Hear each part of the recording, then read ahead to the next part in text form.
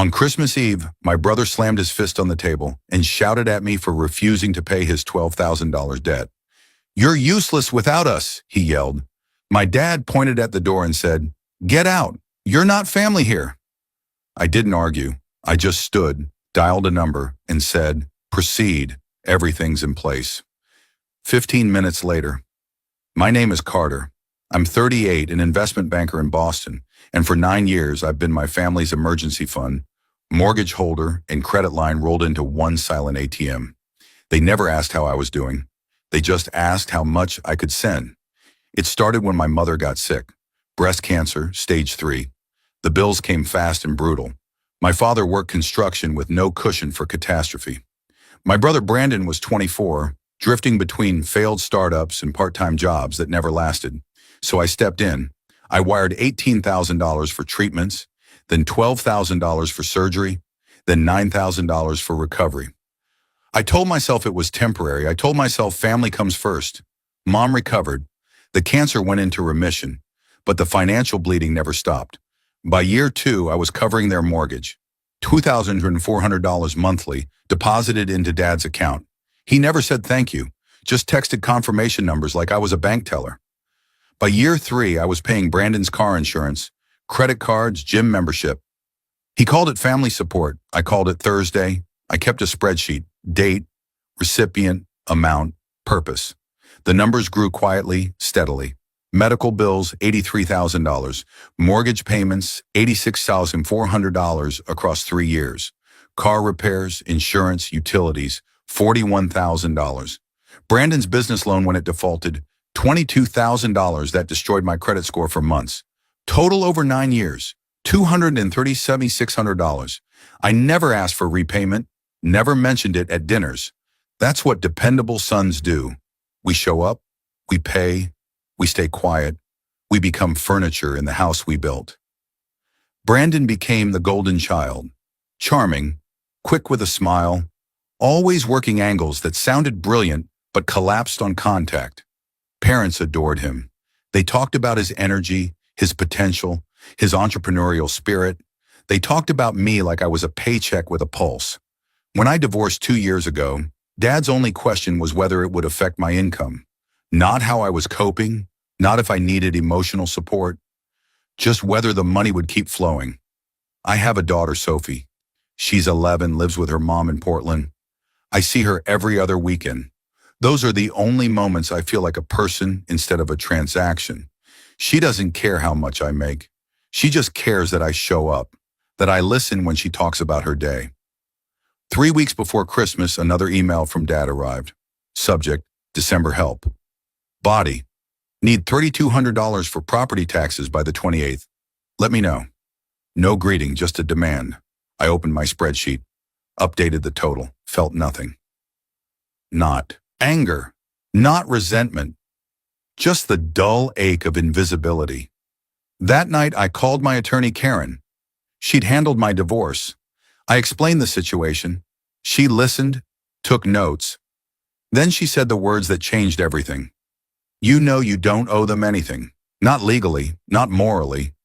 You've funded a lifestyle they never earned. The moment you stop, they'll blame you. I nodded. I'd always known. What do you want to do? I want to disappear completely. Every automatic transfer stopped. Every joint account closed. Every cosign loan addressed. I want to vanish from their infrastructure and watch them realize how much of their life was built on my back. She smiled. Let's build the exit plan. That was 3 weeks ago. Tonight, Christmas Eve, I was about to find out whether they'd noticed before the lights went out. The dining room smelled like roasted ham and cinnamon candles. Mom's good plates were out, the ones used only for holidays. Brandon sat across from me scrolling his phone, his fiancée Melissa whispering something that made him smirk. Dad carved the ham with theatrical precision. Mom fussed over the sides, her voice bright and performative. I sat at the far end, the invisible chair, the one no one noticed unless it was empty. Conversation flowed around me. Brandon talked about his new leased BMW he couldn't afford, but drove anyway because appearances mattered. Melissa showed off her 2-carat engagement ring bought on credit he'd never pay off.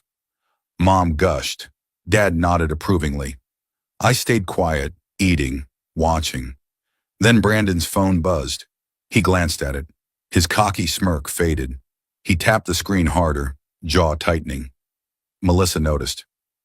"Babe, what's wrong?" He didn't answer. He looked at me, and I knew what was coming. "Carter," he said, voice tight. "We need to talk." Dad set down the carving knife. "Everything all right?" Brandon's eyes stayed on me. "I got a collections call. A card I've been using hit $12,000. They want payment by month end, or they're filing a lawsuit." Mom's hand flew to her chest. "12,000? How?" "I had expenses. The car, the engagement, Miami. I thought I had it covered." Melissa frowned. "You told me your brother was handling your credit." The room went still. Every eye turned to me.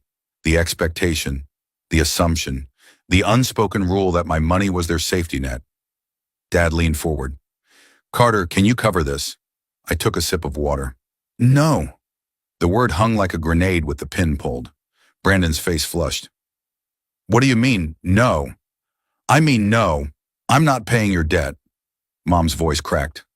"Sweetheart, it's Christmas. Can't we help him? He's family." I looked at her. Really looked. The woman who hadn't called in 3 months unless she needed something. Who forgot my birthday but remembered every payment deadline. I've helped him for 9 years. I've covered his car, his insurance, his loans, his rent twice, his business failure, his credit cards. I've sent $237,000 to this family and never once asked for a receipt, a thank you, or even a conversation that wasn't about money. So no, Mom, I'm done. Brandon slammed his fist on the table. The plates rattled. Melissa jumped. "Are you serious? You're going to sit there on Christmas Eve and act like you're too good to help your brother? You've got money, Carter. That's the only thing you're good for." "Then I guess I'm not good for anything anymore." His voice rose higher. "You're useless without us. You know that. You've got no real friends. Your ex-wife left you because you're boring. Your daughter probably only tolerates you because you pay child support. You're nothing but a walking checkbook, and when you stop writing checks, you stop mattering." The words were designed to wound. Maybe a year ago they would have. But tonight, sitting in that chair I'd outgrown long ago, I felt nothing but clarity. Dad stood. His face was hard, the way it used to get when I disappointed him as a kid. He pointed at the door. "Get out!" Mom gasped. "Honey, please don't do this." "Get out. You're not family here. Family shows up. Family helps. You just sit there acting superior, judging us when we've done nothing but love you and support you. So if you're not going to help your brother, you can leave. Now." I pushed my chair back. I stood. I didn't argue. I didn't defend myself. I didn't beg or cry or explain the detailed spreadsheet sitting in my email drafts, the one that outlined every single dollar they'd bled from me. I just walked to the door, pulled out my phone, and dialed a number. Karen answered on the first ring. "Proceed. Everything's in place now." Then I hung up, stepped outside into the cold December night, and drove away deliberately. My phone started buzzing within 15 minutes. The drive back to my apartment was quiet. No radio, no podcasts, just the sound of tires on wet pavement and the occasional buzz of my phone lighting up the passenger seat. I didn't look. I knew who it was. I knew what they wanted. I didn't care anymore. When I got home, I sat in the parking garage for 20 minutes, engine off, staring at the concrete wall in front of me. My hands were steady on the wheel. My breathing was calm. But inside, something fundamental had shifted. A door I'd held open for years had finally slammed shut, and the echo of it was louder than anything Brandon had shouted. I replayed the dinner in my head. Not the words, the faces. Brandon's entitlement, Dad's cold dismissal, Mom's performative shock, Melissa's confusion. They'd all looked at me like I was malfunctioning, like a vending machine that suddenly refused to dispense. That's what I'd been. A machine. Dependable. Functional. Invisible. Expected to work without maintenance or appreciation. I finally went inside. My apartment was dark, clean, minimal. I poured a glass of water and sat on the couch, phone still buzzing in my coat pocket. I pulled it out. 11 missed calls, 23 text messages. I scrolled through the names. Brandon, Dad, Mom, Brandon again, even Melissa, trying to be the voice of reason. I opened one message from Mom. "Sweetheart, please call. We can talk about this." Dad didn't mean it. "You know how he gets. Brandon's just stressed. Please come back." I deleted it. Another from Brandon. "You're really doing this? On Christmas? You're pathetic. Call me back." I deleted it too. Then I opened the email from Karen, sent 22 minutes ago. Subject line, confirmation. Body text, all actions executed as discussed. Auto pay cancellations confirmed. Joint account closures processed. Co-signer releases submitted. Legal notices sent via certified mail, tracking numbers attached. Credit freeze on your SSN active. You're officially disconnected. They'll start seeing impacts within 24 to 48 hours. Call if you need anything. I set the phone down. I didn't feel victorious. I didn't feel powerful. I just felt tired. Tired in a way sleep couldn't fix. Tired from years of being the answer to every problem, the solution to every crisis, the safety net no one ever thanked for catching them. I thought about Sophie. I wondered what she'd think if she knew. Probably something wise beyond her years, the way kids see things adults refuse to. Maybe she'd say, "Dad, why did you wait so long?" I didn't have an answer. Or maybe I did, but it hurt to admit. The apartment felt larger than usual, quieter. I walked to the window and looked out at the city lights, the buildings glowing with holiday colors. Somewhere out there, families were opening presents, laughing, building memories. And here I was, alone on Christmas Eve, having just severed the only family I had left. But was it really family? Or was it just obligation dressed up in blood relation? I thought about Brandon's words. "You're useless without us." The irony was almost funny. I'd spent 9 years proving my usefulness, and the moment I stopped, they couldn't even see me. I'd been useful, all right. Useful like a hammer is useful. Picked up when needed, tossed aside when the job's done. My phone buzzed again. Another call from Dad. I let it ring out. Then I turned the phone off completely. I didn't need to hear the panic, the blame, the inevitable realization. I'd hear it all soon enough. But tonight, I needed silence. I sat in the dark for a long time, thinking about what came next. Tomorrow the fallout would start. But tonight, for the first time in 9 years, I wasn't responsible for anyone's crisis but my own. And strangely, that felt like the only gift I'd ever wanted. Christmas morning came cold and gray. I woke at 6 a.m., not from an alarm but from habit.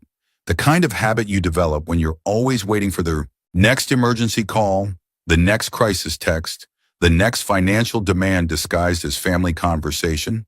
But my phone was still off, and the silence felt like medicine.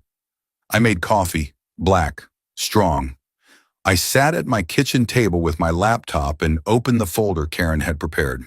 It was labeled Project Severance, a clinical name for a deeply personal act. Inside were confirmations, tracking numbers, legal filings, and a timeline of consequences. I reviewed it methodically, the way I reviewed investment portfolios at work, detached, analytical, precise.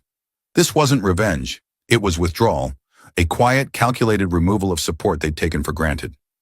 First action, mortgage auto pay cancellation. Effective December 23rd, 2 days ago, Dad's account would show insufficient funds for the January 1st payment. 15-day grace period before late fees. 30 days before foreclosure warnings. Second action, Brandon's car insurance policy. Canceled December 24th at 11:59 p.m. Coverage lapsed. He'd find out the hard way if he got pulled over or, worse, got into an accident. Third action, joint credit card closure, the one Brandon used for everything. Balance transferred entirely to his name. His credit score would tank within a billing cycle. Fourth action, utility account transfer. My name had been the guarantor on their gas and electric since 2019. I'd removed myself. If they missed a payment, the lights would go out. No buffer, no backup. Fifth action, co-signer release on Brandon's business loan. The bank had agreed to remove me, contingent on his ability to prove income. He couldn't. Default proceedings would begin in 60 days if he didn't refinance or pay in full. I closed the laptop. My coffee had gone cold. I reheated it in the microwave and stood by the window, watching the city wake up. Families would be opening presents right now. Kids shrieking over toys, parents pretending to be surprised. Normal holiday chaos. My phone, still off, sat on the counter like a ticking bomb. I knew what was waiting inside. Voicemails, texts, panic, blame. But I wasn't ready to hear it yet. I wanted them to sit with the discomfort a little longer, to feel the slow creep of realization that something was very, very wrong. By 9 a.m., I turned the phone back on. It exploded instantly. 47 missed calls total, 68 text messages, 12 voicemails from family. I scrolled through the messages. The tone had shifted. Yesterday's anger had turned into confusion, then panic, then desperation. Mom, 7:32 a.m. Carter, please call. Something's wrong with the bank. The mortgage didn't go through. Please, sweetheart, I don't understand. Brandon, 8:01 a.m. Dude, my insurance got canceled. I just got a notice. Fix this. Now. Dad, 8:15 a.m.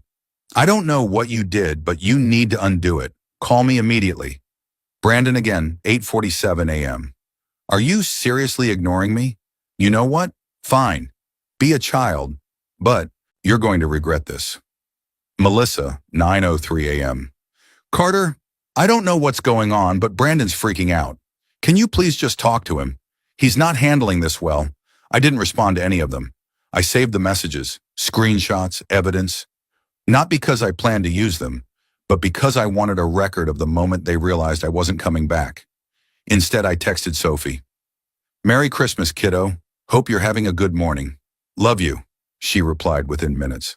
Love you too, Dad. Got the book you sent. Already started it. It's so good. Thank you, I smiled. The first real smile in weeks. At least someone in my life saw me as more than a wallet. The rest of Christmas Day, I ignored my family. I went for a run. I watched a movie. I ordered takeout. I did all the things I never had time for when I was busy being their financial safety net. And for the first time in years, I felt light. The consequences I'd set in motion were just beginning, and I was ready to watch them unfold. They showed up on the 27th. I heard the pounding on my door at 7 p.m. Aggressive, insistent. I looked through the peephole. Brandon and Dad. Brandon's face was red, furious. Dad looked haggard, older than I remembered. I opened the door but didn't step aside. What do you want? Brandon shoved past me without asking. Dad followed slower, his jaw tight. I closed the door and crossed my arms, staying near the exit. You want to explain what the hell you've done? Brandon's voice was loud, sharp, echoing in my small apartment. I stopped paying for your life. That's all. Dad stepped forward. Carter, this isn't funny. The mortgage didn't go through. The bank called. They said the auto pay was canceled. Do you have any idea what that means? We could lose the house. Then pay it yourself. Brandon laughed, bitter. Pay it ourselves? You know we don't have that kind of cash sitting around. That's why you were helping. Helping? Helping implies you were trying to solve the problem yourselves, and I gave you a hand. You weren't trying. You just outsourced your entire financial life to me and acted like I didn't exist. Dad's face darkened. We raised you. We gave you everything. You think you don't owe us? I gave you $237,000 over 9 years. Mortgage, medical bills, car insurance, credit cards, loans, utilities. I documented every single dollar. You never asked how I was doing. You never said thank you. You just sent requests like I was a bank. Brandon scoffed. Oh, here we go. The martyr act. You're not a victim, Carter. You're just bitter because you're boring and no one wants to be around you. I looked at him, really looked. The expensive jacket he couldn't afford. The watch I'd probably indirectly paid for. The entitlement carved into every word. Do you even know what a cosigner is, Brandon?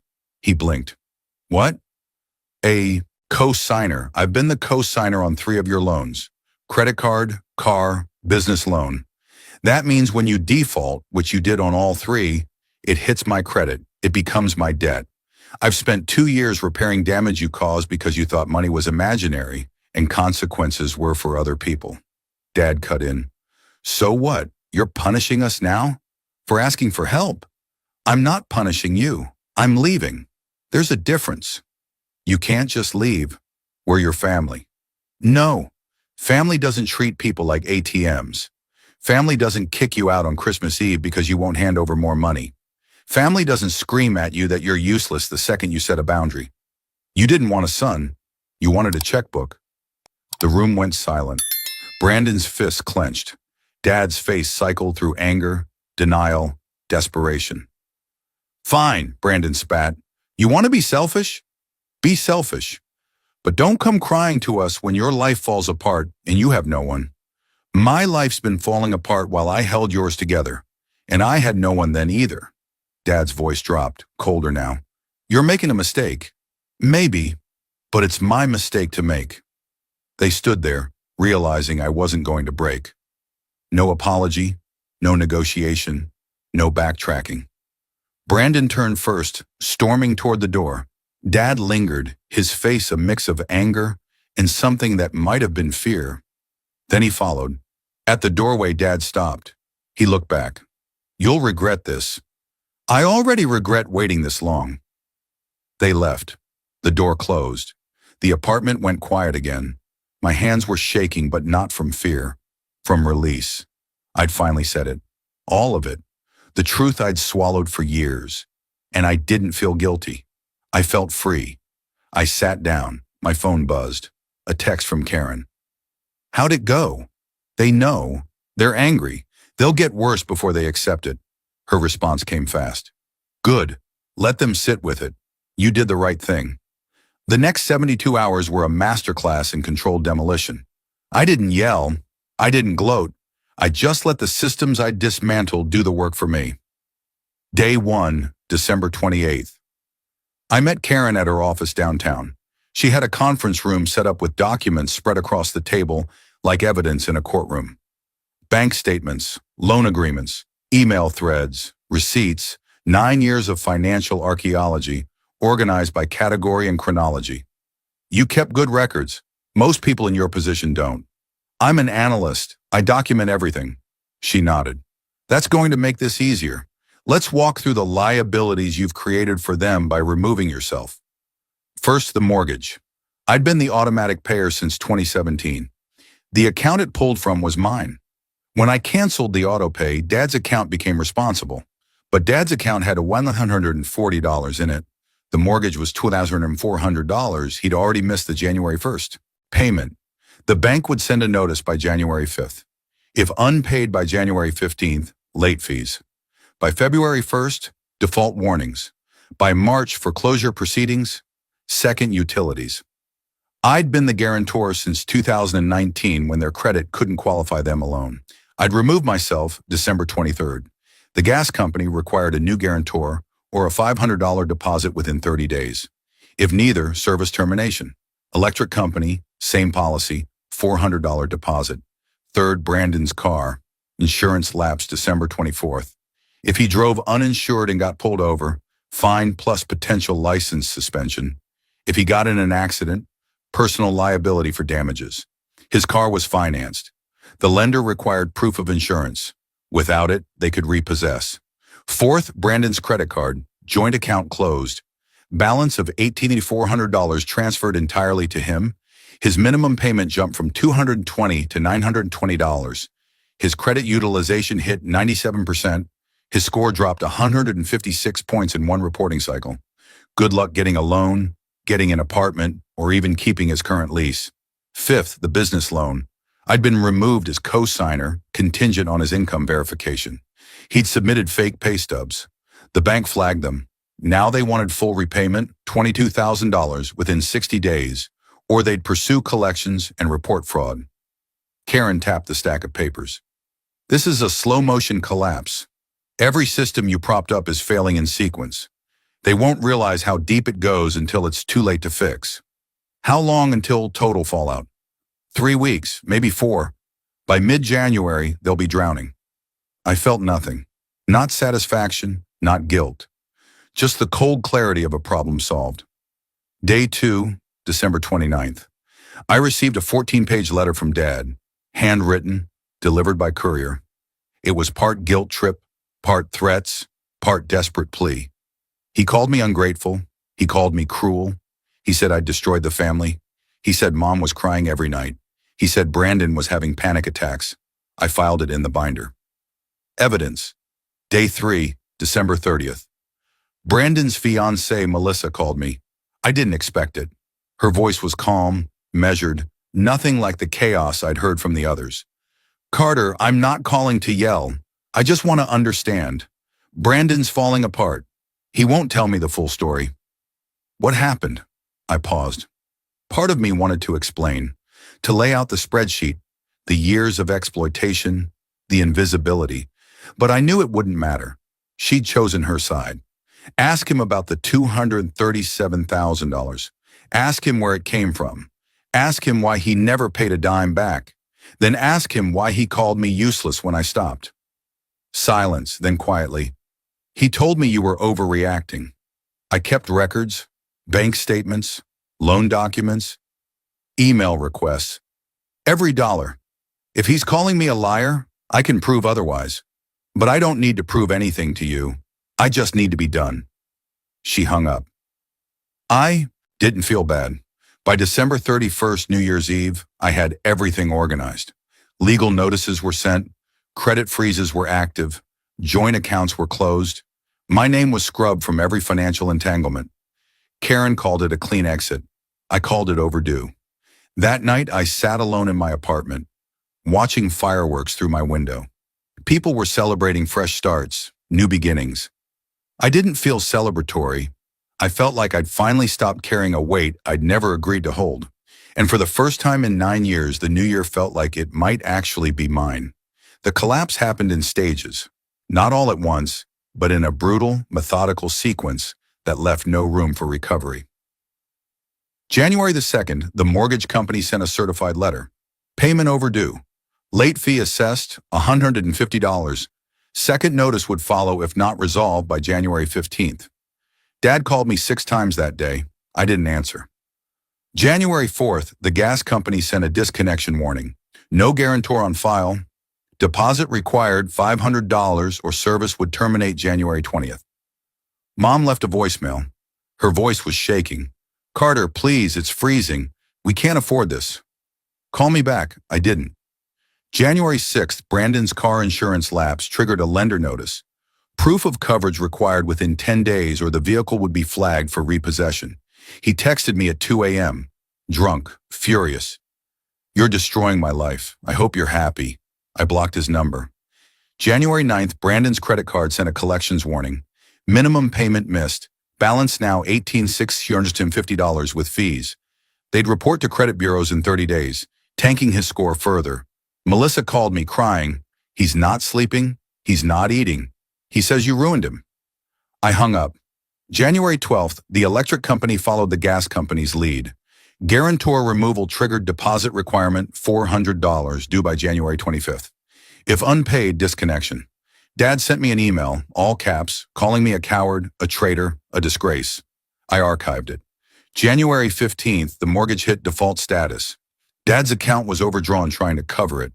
The bank charged him overdraft fees, $210. He couldn't make the payment. The bank sent a formal default notice. Foreclosure proceedings would begin in 60 days if the account wasn't brought current. That same day, Brandon's business loan bank called him. Income verification failed.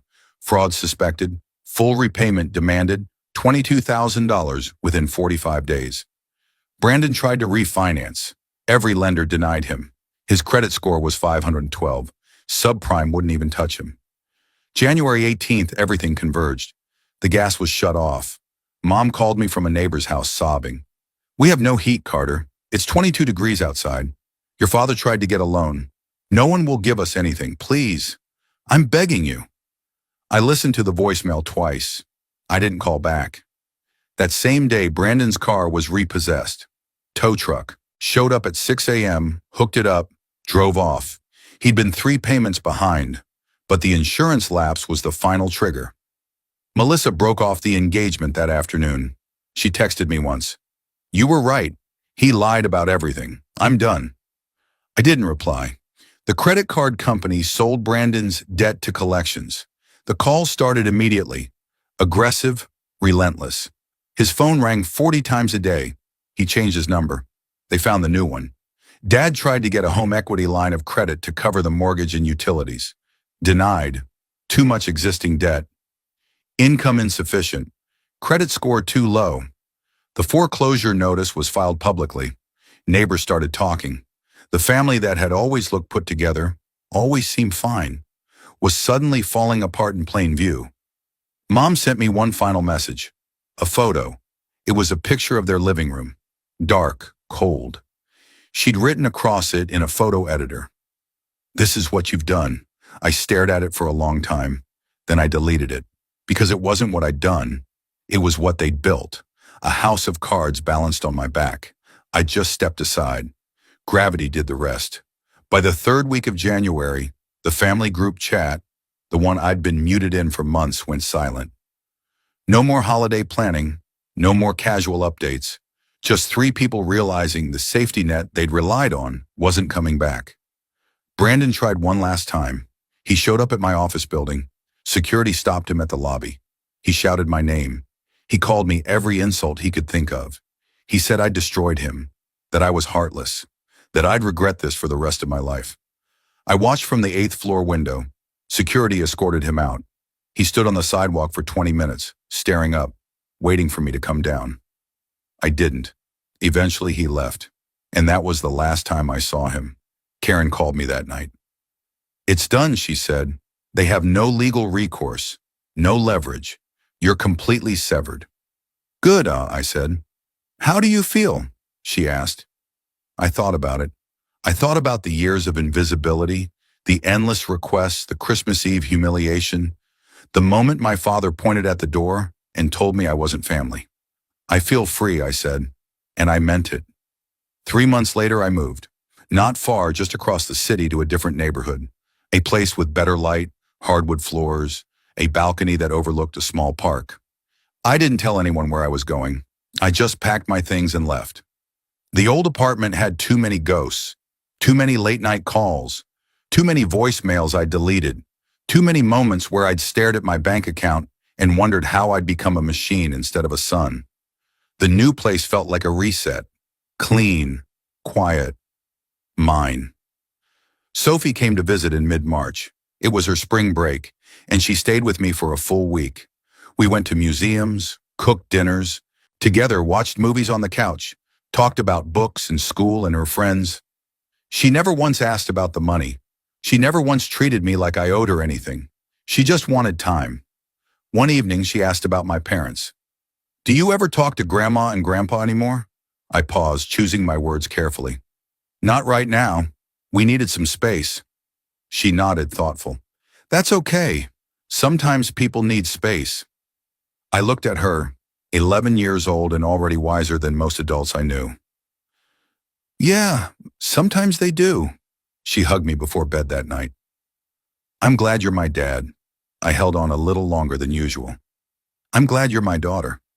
The fallout with my family continued in the background, but it no longer touched me. I heard through distant cousins that my parents were struggling. The house went into foreclosure. They moved in with my mom's sister in New Hampshire. Brandon declared bankruptcy. Melissa left him for good. He moved back home, jobless, bitter, blaming everyone but himself. I felt no satisfaction, no vindication, just distance. Karen sent me a final email in late March, closing out the case file. All legal separations confirmed. No further actions required. You're officially clear. Good luck, Carter. I replied with 2 words: thank you. In April, I started therapy. Not because I felt broken, but because I wanted to understand why I'd waited so long to leave. My therapist, a calm woman named Dr. Patel, listened without judgment. She asked good questions. She helped me see patterns I'd ignored for years. The need to be needed. The fear of disappointing people who'd never valued me. The belief that love was something you earned by giving until you had nothing left. You weren't responsible for their choices. You were just the person they made responsible. That hit harder than anything Brandon ever said. By May, I was running again. Not just for exercise, but because I liked it. I joined a book club. I reconnected with old friends from college, people I'd lost touch with during my years as the family ATM. I went on a trip to Colorado, just me in a backpack, hiking trails I'd always wanted to see. One evening, I got a message from an unknown number. It was my mom. She'd gotten a new phone. The message was short, simple. I don't understand what happened, Carter, but I miss you. If you ever want to talk, I'm here. I read it 3 times. Part of me wanted to reply, to explain, to lay it all out one more time, but I knew it wouldn't matter. She still didn't see me. She saw the version of me that paid bills and stayed quiet. So I didn't respond. I just saved the message and moved on, because I'd spent 9 years being the answer to their problems. And I was done. Done apologizing for boundaries. Done justifying my worth. Done waiting for people to see me as more than a wallet with a heartbeat. I was 38 years old. I had a daughter who loved me. I had a career I was good at. I had a new apartment with good light. I had peace. And for the first time in my life, that was enough.